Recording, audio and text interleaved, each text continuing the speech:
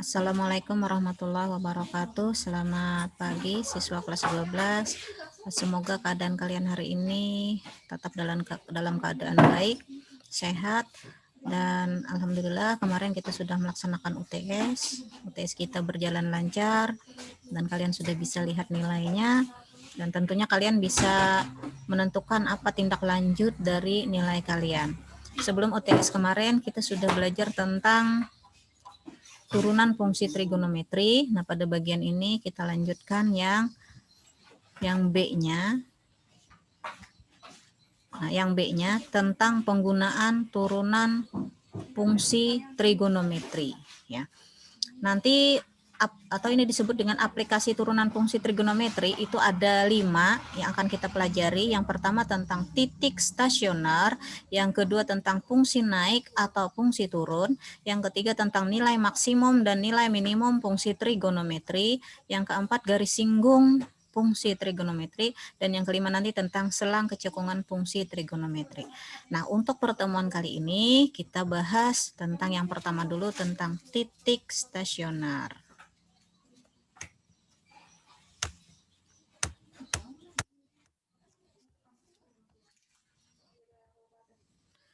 Nah, titik stasioner itu apa? Titik stasioner adalah titik yang menyebabkan f aksen x sama dengan 0 jika fungsi awalnya fx. Jadi turunan pertamanya sama dengan 0. Yang dimaksud dengan titik stasioner itu adalah titik di mana fungsi itu berhenti naik atau berhenti turun.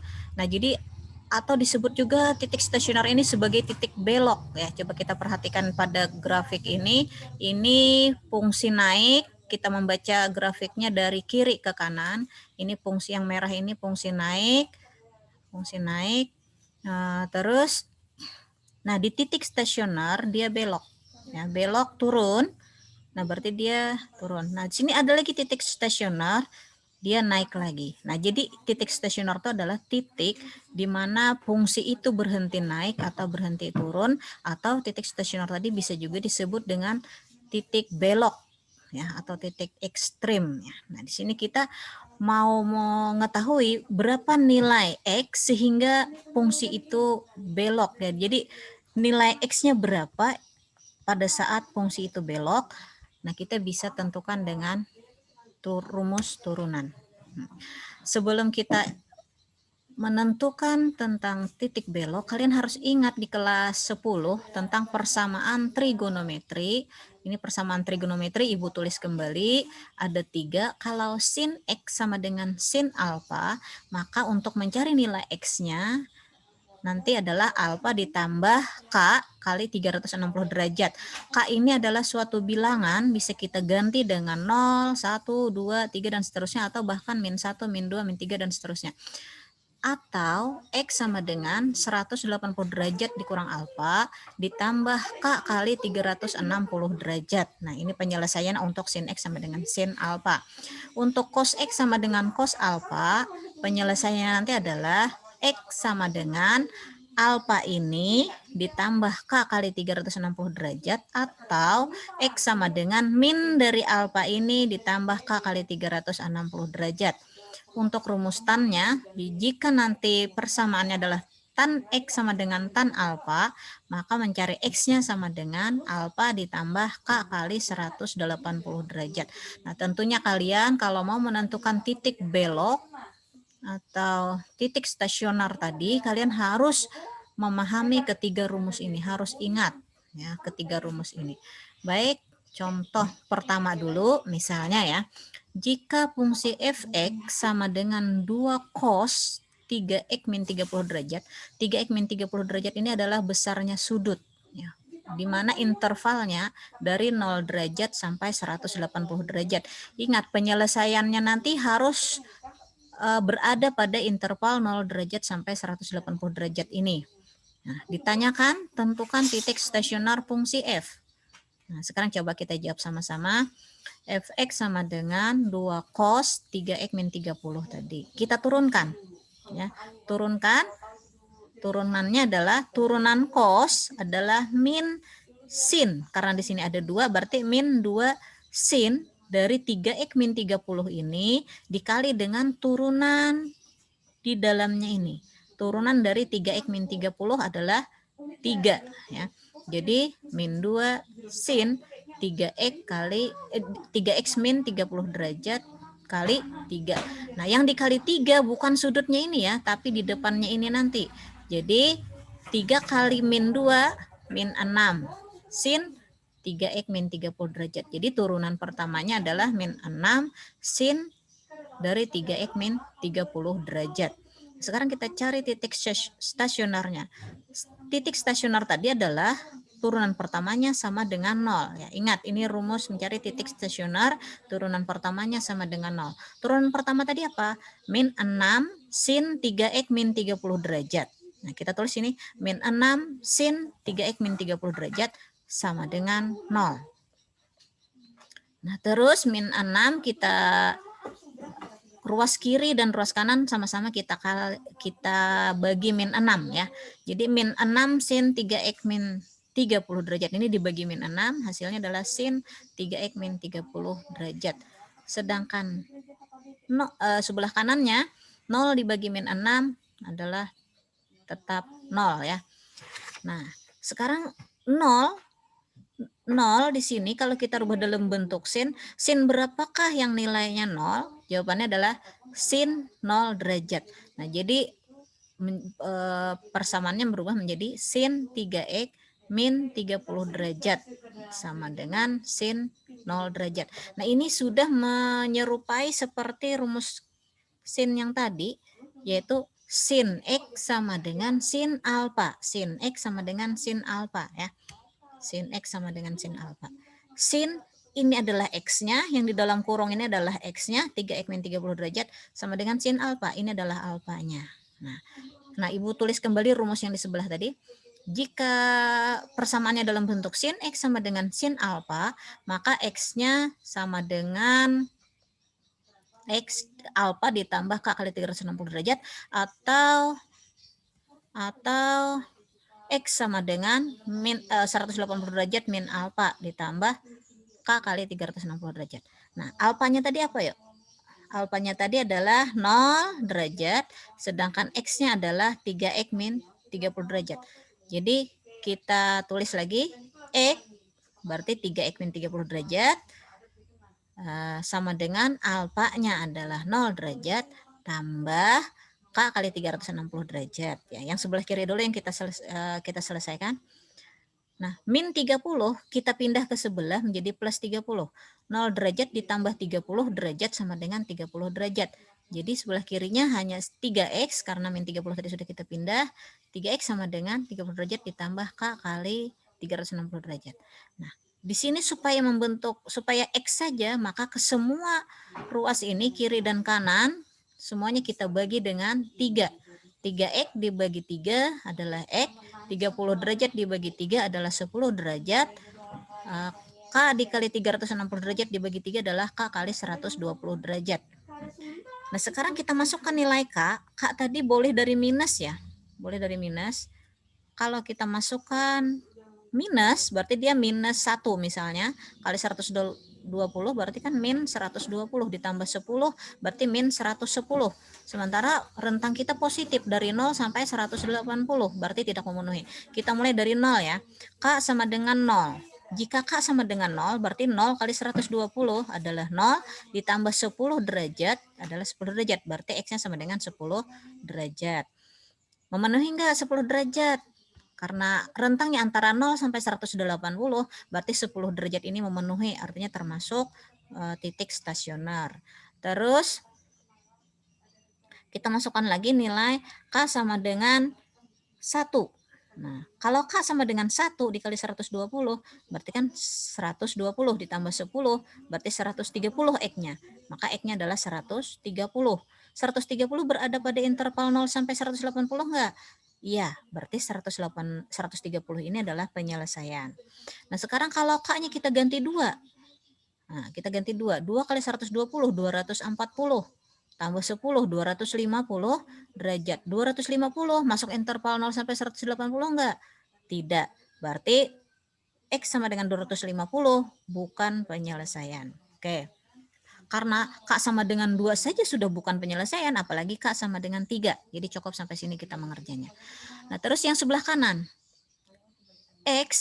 X-nya tadi adalah, kita kembali ke sini, X-nya tadi adalah 3X min 30 derajat. 3X min 30 derajat.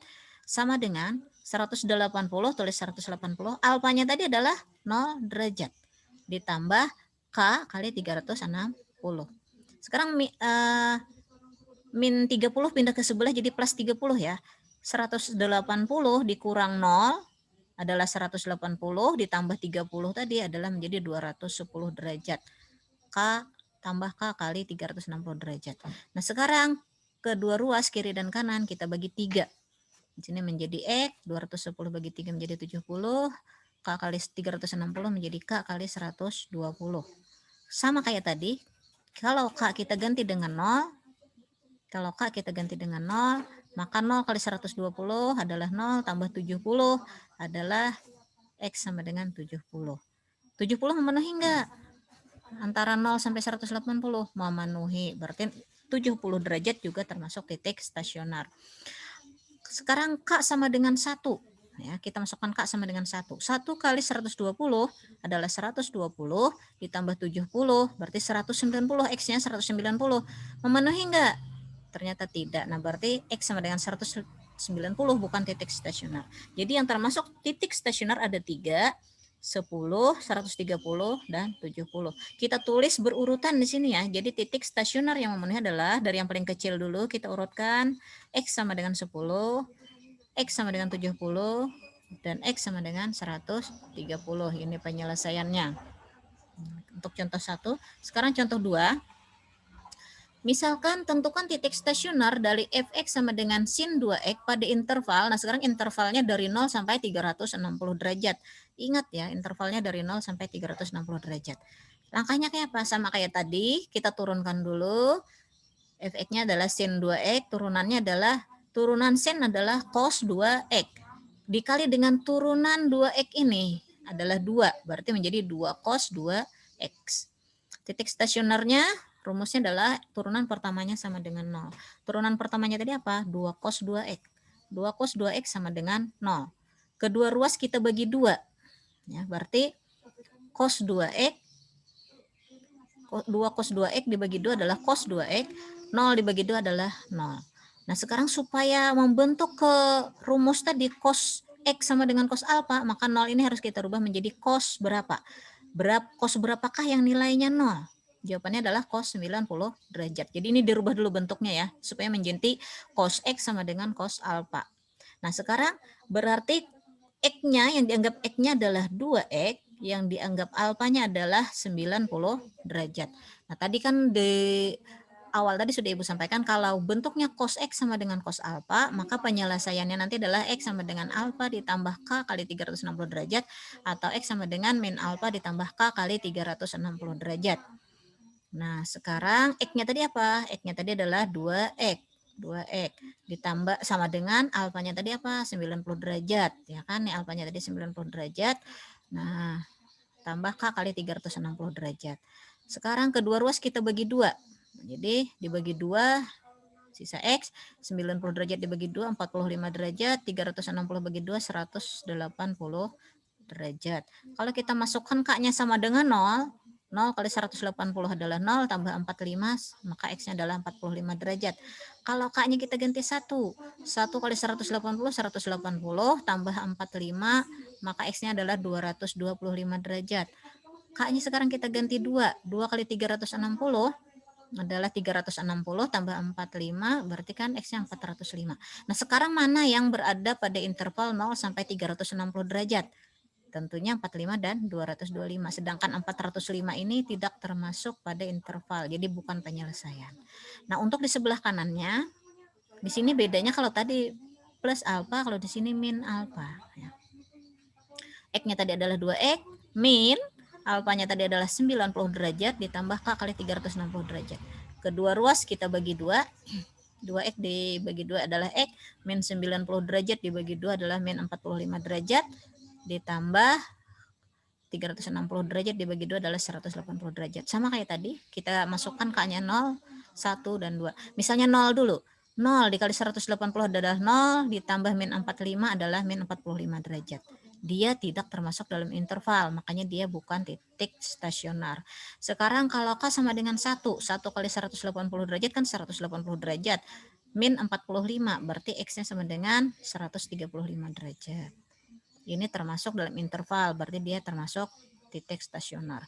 Kalau K-nya kita ganti dengan 2 sekarang, 2 kali 180, 360 dikurang 45 berarti kan 315, maka X-nya adalah 315. 315 juga masih masuk dalam interval 0 sampai 360, berarti 315 juga termasuk titik stasioner.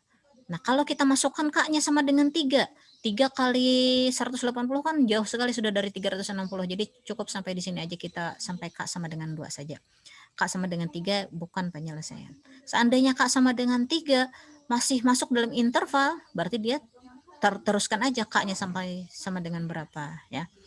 Nah, baik dari ini tadi berarti ada 4 penyelesaian, 4 titik stasioner, X sama dengan 45, X sama dengan 225, X sama dengan 135, dan X sama dengan 315. Kita urutkan ya, dari yang paling kecil. Jadi titik stasioner dari Fx sama dengan sin 2x tadi pada interval 0 sampai 360 adalah X sama dengan 45, X sama dengan 135 derajat, X sama dengan 225 derajat, dan X sama dengan 315 derajat. Nah, Ibu rasa cukup 2 ini aja contohnya dulu untuk kali ini. Nanti pertemuan besok kita bahas yang kedua ya. Yang kedua tadi apa? Coba yang kedua tadi. Nah, yang kedua besok kita membahas fungsi naik atau fungsi turun. Kalian bisa belajar lebih awal tentang fungsi naik atau fungsi turun, bisa belajar duluan, bisa kalian buka YouTube, Google, buku, tanya dengan teman, lihat catatan kakak terdahulu, boleh silahkan pelajari lebih dulu tentang fungsi naik atau fungsi turun. Sehingga kalau kita ada dasarnya pemahaman lebih awal, tentunya akan lebih mudah memahami materi yang Ibu sampaikan. Baik, Ibu rasa cukup itu dulu untuk kali ini. Kita bahas pertemuan berikut yang kedua. Akhirnya Ibu ucapkan Assalamualaikum warahmatullahi wabarakatuh.